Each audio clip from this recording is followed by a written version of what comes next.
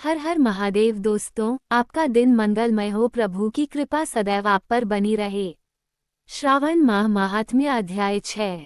सोमवार व्रत विधान। सनत कुमार बोले कि भगवान, मैंने रविवार का हर्षकारक महात्म्य सुन लिया, अब आप श्रावण मास में सोमवार का महात्म्य मुझे बताइए।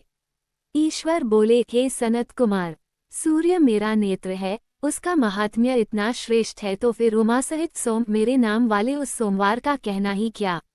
उसका जो महात्म्य मेरे लिए वर्णन के योग्य है, उसे मैं आपसे कहता हूँ। सोम चंद्रमा का नाम है और यह ब्राह्मणों का राजा है, यज्ञों का साधन भी सोम है। उस सोम के नाम के कारणों को आप सावधान होकर मुझसे सुनिए, क्योंकि यह वार मेरा ही स्वरूप है, अतः इसे सोम कहा गया है। इसलिए यह समस्त राज्य का प्रदाता तथा श्रेष्ठ है। व्रत करने वाले को यह संपूर्ण राज्य का फल देने वाला है। हे विप्र, उसकी विधि सुनिए, मैं आपको विस्तार पूर्वक बता रहा हूँ। 12 महीनों में सोमवार अत्यंत श्रेष्ठ है। उन मासों में यदि सोमवार व्रत करने में असमर्थ हो तो श्रावण मास में इसे अवश्य करना चाहिए। इस मास में इस व्रत को करके मनुष्य वर्ष भर के लिए व्रत का फल प्राप्त करता है। श्रावण में शुक्ल पक्ष के प्रथम सोमवार को ये संकल्प करें कि मैं विधिवत इस व्रत को करूंगी, शिवजी मुझ पर प्रसन्न हो। इस प्रकार चारों सोमवार के दिन, और यदि 5 हो जाए तो उसमें भी प्रातःकाल ये संकल्प करें और रात्रि में शिवजी का पूजन करें। 16 उपचारों से सायंकाल में भी शिवजी की पूजा करें और एकाग्रचित होकर इस दिव्य कथा का श्रवण करें। हे सनत कुमार, इस सोमवार की कही जाने वाली विधि को अब मुझसे सुनिए। श्रावण मास के प्रथम सोमवार को इस श्रेष्ठ व्रत को प्रारंभ करे। मनुष्य को चाहिए कि अच्छी तरह स्नान करके पवित्र होकर श्वेत वस्त्र धारण कर ले और काम, क्रोध, अहंकार, द्वेष, निंदा आदि का त्याग करके मालती, मल्लिका आदि श्वेत पुष्पों को लाएं। इनके अतिरिक्त अन्य विविध पुष्पों से तथा अभीष्ट पूजनोपचारों के द्वारा त्रयंबक इस मूल मंत्र से शिवजी की पूजा करें। उसके बाद कहें, मैं शव, भावनाश, महादेव, उग्र, उग्रनाथ, भाव, शशिमौली, रुद्र, नीलकंठ, शिव तथा भावहारी का ध्यान करता हूँ। इस प्रकार अपने विभव के अनुसार मनोहर उपचारों से देवेश शिव का विधिवत पूजन करें। जो इस व्रत को करता है उसके पुण्य फल को सुनिए। जो लोग सोमवार के दिन पार्वती सहित शिव की पूजा करते हैं, वे पुनरावृत्ति से रहित अक्षय लोक प्राप्त करते हैं। हे सनत कुमार, इस मास में नक्तव्रत से जो पुण्य प्राप्त होता है, उसे मैं संक्षेप में कहता हूँ। देवताओं तथा दानवों से भी अभेद्य 7 जन्मों का अर्जित पापनक्त भोजन से नष्ट हो जाता है, इसमें संदेह नहीं करना चाहिए, अथवा इस अत्युत्तम व्रत को उपवासपूर्वक करें। इसे करने से पुत्र की इच्छा रखने वाला मनुष्य पुत्र प्राप्त करता है और धन चाहने वाला धन प्राप्त करता है। वह जिस जिस अभीष्ट की कामना करता है उसे पा जाता है। इस लोक में दीर्घकालिक वांछित सुखोपभोगों को भोगकर अंत में श्रेष्ठ विमान पर आरूढ़ होकर वह रुद्रलोक में प्रतिष्ठा प्राप्त करता है। चित्त चंचल है, धन चंचल है और जीवन भी चंचल है, ऐसा समझकर प्रयत्नपूर्वक व्रत का उद्यापन करना चाहिए।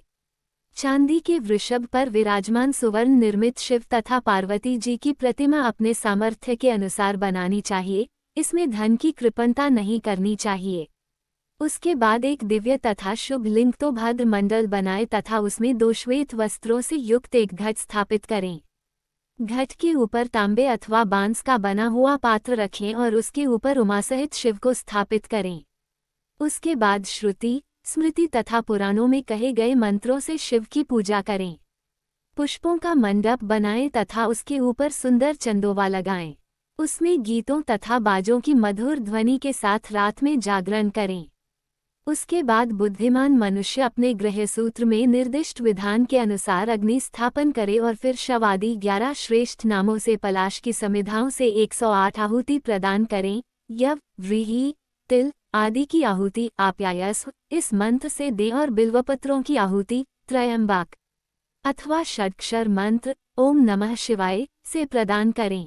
उसके बाद स्विष्टिकृत होम करके पूर्णाहुति देकर आचार्य का पूजन करें और बाद में उन्हें गौ प्रदान करें। उसके बाद 11 श्रेष्ठ ब्राह्मणों को भोजन कराएं तथा उन्हें वंशपात्र सहित 11 घाट प्रदान करें। इसके बाद पूजित देवता को तथा देवता को अर्पित सभी सामग्री आचार्य को दे और तत्पश्चात प्रार्थना करें, मेरा व्रत परिपूर्ण हो और शिवजी मुझ पर प्रसन्न हो। उसके बाद बंधुओं के साथ हर्षपूर्वक भोजन करें। इसी विधान से जो मनुष्य इस व्रत को करता है वह जिस जिस अभिलषित वस्तु की कामना करता है उसे प्राप्त कर लेता है और अंत में शिवलोक को प्राप्त होकर उस लोक में पूजित होता है। हे सनत कुमार, सर्वप्रथम श्री कृष्ण ने इस मंगलकारी सोमवार व्रत को किया था। श्रेष्ठ, आस्तिक तथा धर्मप्रायण राजाओं ने भी इस व्रत को किया था। जो इस व्रत का नित्य श्रवण करता है वह भी उस व्रत के करने का फल प्राप्त करता है। सावन सोमवार व्रत का महत्व। सावन सोमवार व्रत केवल विवाह योग्यता या संकट निवारण तक सीमित नहीं है, ये समर्पण, संयम और श्रद्धा का प्रतीक है। प्राचीन काल से लेकर आज तक करोड़ों शिवभक्त इस व्रत को धारण कर भोलेनाथ से जीवन सुख, समृद्धि और मोक्ष की कामना करते हैं।